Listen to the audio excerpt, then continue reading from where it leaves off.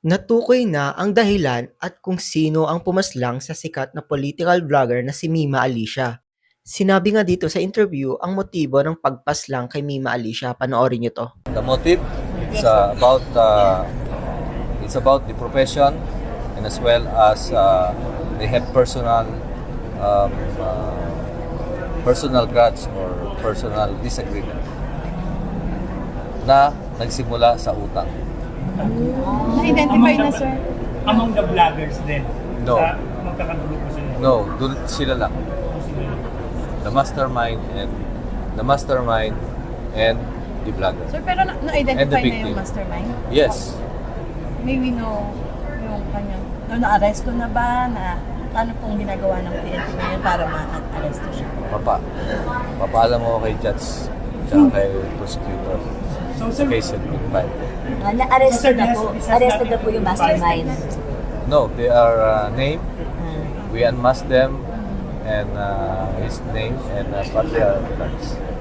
just to be clear, sir, this has nothing to do with politics. This is a social media related to pro-BBM, pro-ano. So, this has nothing to do with it.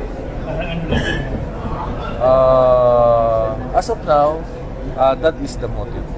But if we have other motive,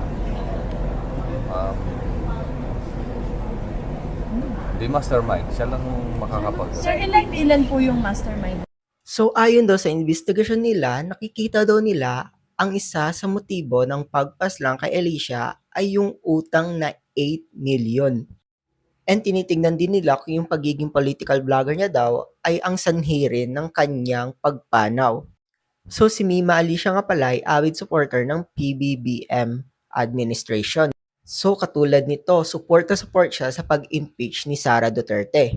At dahil nga doon, may nabubuong espekulasyon na ang nagpapaslang daw sa kanya ay yung opposition or katunggali ng pinapaniwalaan niyang administrasyon ngayon. As of now, tinitignan pa rin nila kung yun din daw ba talaga ang dahilan kung bakit siya ay pinapaslang. Sabi nga doon sa interview, kilala na daw nila kung sino ang pumaslang sa kanya. Agaw pansin nga talaga itong pangyayari dahil nga nung lamay niya ang daming bumisitang mga bigating senator at politicians doon sa lamay niya. Katulad ni Senator Risa Hontiveros at Senator Raffy Tulfo.